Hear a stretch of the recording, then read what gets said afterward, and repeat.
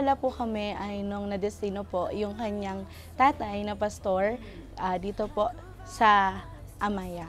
Tapos, ayun po, doon parang na-build po muna for a year yung aming friendship. No? Bali, doon po talaga nag-start yung, kumbaga, yung lubos na pagkakakilala po namin sa isa't isa.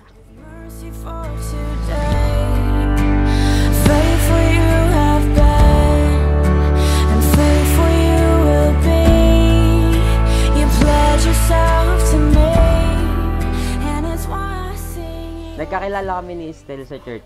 Napalipat kami sa home church namin, then doon ko siya nakilala. Una, lakas trip siya. Di ko pa siya masyado napapansin noon. Pero lakas trip siya. So, yun. Doon ko siya nakilala, doon ko siya napansin. Then, naging magkaibigan kami. Nagkaroon kami ng circle of friends. Tapos, yun. Yung circle of friends na yun is tinawag naming Dulas.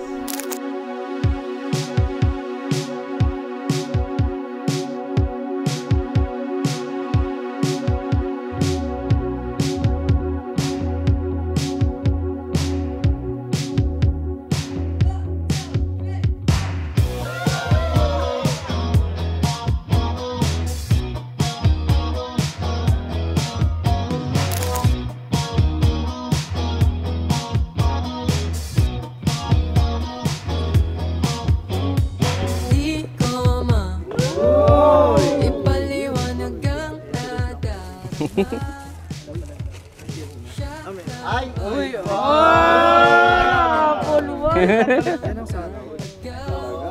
Hello, mahal ko.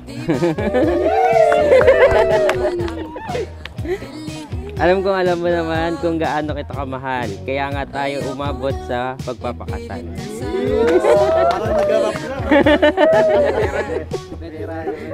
Kaya nga tayo, alam ko din na masaya ka sa gift na ito. Kaya huwag mo na akong pagalitan. For all the love and support and effort that you have shown to me, you deserve more than this. Naiiyak na ako.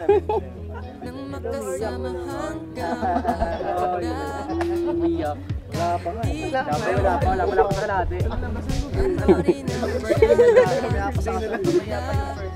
Happy birthday na lang. You know how much thankful I am, so blessed and grateful to God for your life. Indeed, it was an answered prayer to be with you.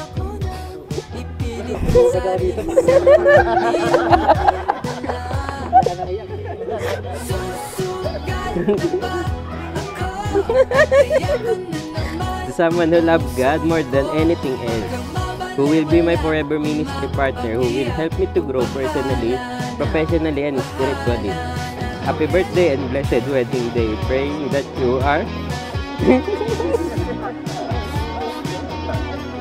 the happiest and the most handsome groom today. Forever, I love you.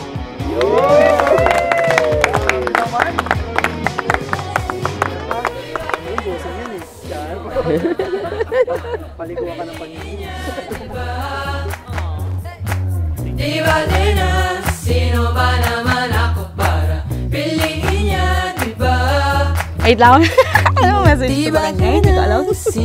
Ayun, alam naman na din naman po ng iba, lalo na yung mga kaibigan ko na nasabi ko naman sa kanila. So yung pinag-pray ko kasi talaga ay, ayun, yung hindi ako tututulan sa ministry or sa paglilingkod po na ginagawa ko. So yun yung unang-una kasi yan, naging partner kami sa music ministry. Doon kami mas nag-grow together. Tapos yun, yung pinaka ko sa kanya nagustuhan, suportado niya ako sa ministry na ginagawa ko para sa Lord. Kasi mahirap pag magkaiba kayo ng faith. Pero dahil nga nasa isang church kami, isang ministry yung ginagawa namin, nasa music, nasa Sunday school. So nandun yung support niya na na malaking tulong para sa akin mag-grow spiritually din. Isa sa mga naging struggles ko ay yung nag-work po siya sa QC. Kasi parang for almost 3 or 4 years po ata ng aming relationship ay parang lagi kami may araw-araw magkasama, ganon, hanggang sa, yun nga, natanggap siya sa QC and then parang nauwi na lang siya ng Friday, tapos Saturday, Sunday, tapos ayun, so medyo nagkaroon kami ng limited na time para sa isa't isa. Pero ayun, sa biyaya naman po ng Lord, nakakayanan naman namin. At the same time, mas alam po namin sa isa't isa kung ano yung priority namin and we make time pa rin po para sa aming dalawa. Nag-usap kami na kahit anong mangyari, walang hahad lang sa amin pagdating sa ministry, sa isa't isa. Pagkakailangan kami sa ministry na to, nandun kami. Basta doon kami nagkakasundo. Ang pinaka-common ground talaga namin is si Lord and yung ministry na paglilingkod namin kay Lord. I don't want things to change. I pray they stay the same always.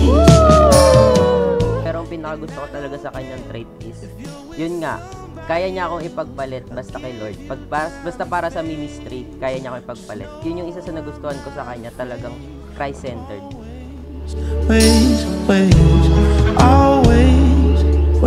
Nasurvive namin siya through common ground na ang pinakagitna talaga ng relationship namin is si Lord talaga. Kumbaga, may mga pag-aaway, nandun na yun eh. Hindi naman mawawala, wala naman perfectong relationship. Pero talagang ang pinakaunang-unang talaga namin pinupuntahan is si Lord talaga. Yun yung pinakagitna talaga namin. Kaya yun, kinaya namin na survive namin kahit anong struggle sa relationship na dumating sa amin. Hindi kami naghihiwalay kasi yun nga, si Lord yung... B, alam mo naman na, ayun, mahal na mahal kita and we've been praying for this for a long time. And today, I just gusto ko na mas mag-glorify natin si Lord. Above all, kasi sa sarili natin, masaya tayo. Pero higit sa lahat, para sa Lord yung gagawin natin para sa araw na ito. Sorry po. Ito na yung umpisa. Umpisa na ng buhay mag-asawa. Basta ganun lang, continue pa rin tayo sa paglilingkod kay Lord. Si Christ lang yung gitna natin. Kahit anong mangyari, kahit anong problema yung dumating, basta si Lord lang yung nasa gitna natin. Kaya natin yan. Si Lord na ang bahala sa atin. Mahal na mahal kita. Love you.